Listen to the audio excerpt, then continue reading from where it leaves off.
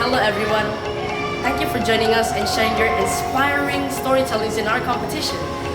We're so thrilled to have witnessed such talent and dedication.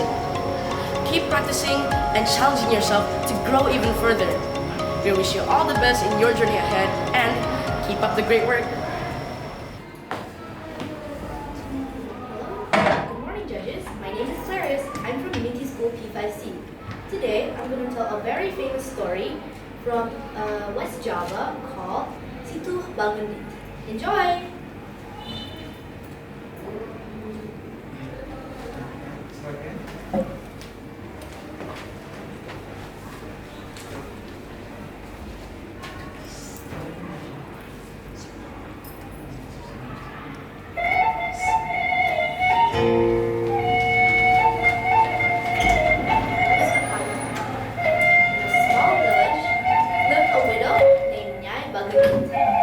Even though she was a widow, she was the richest person in the village.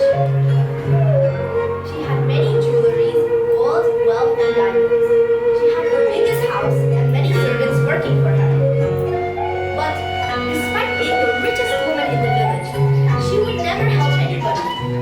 When the villagers wanted to borrow money from her, she would ask them to pay back double the price. And if they couldn't return the debt, Nyai Bangunit would ask her servants to take away the village's belongings. Aside from all of that, Nyai Bangunit also hated beggars.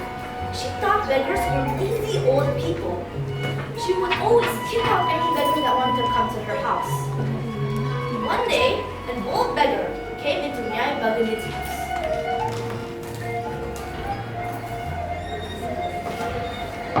Excuse me, Nyai.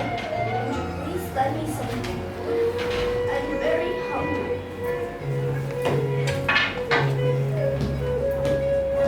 Food? You want food?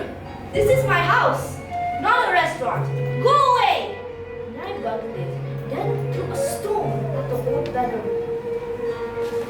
After that, the old beggar was very, very sad. Before she left, she said something to Nyai Bangunit.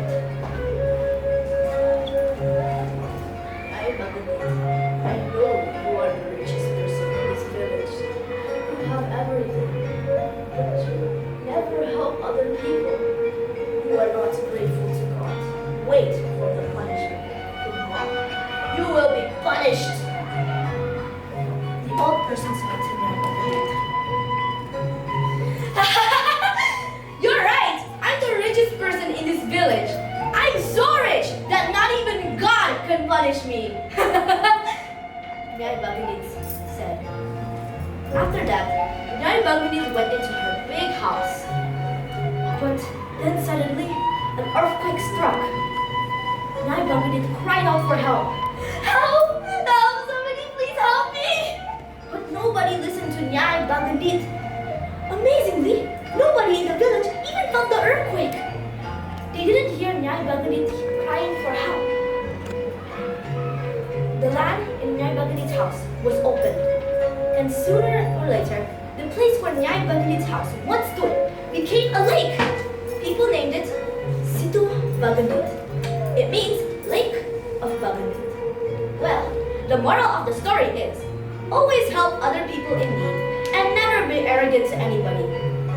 Well, that's all for today. Thank you so much for listening and have a nice day.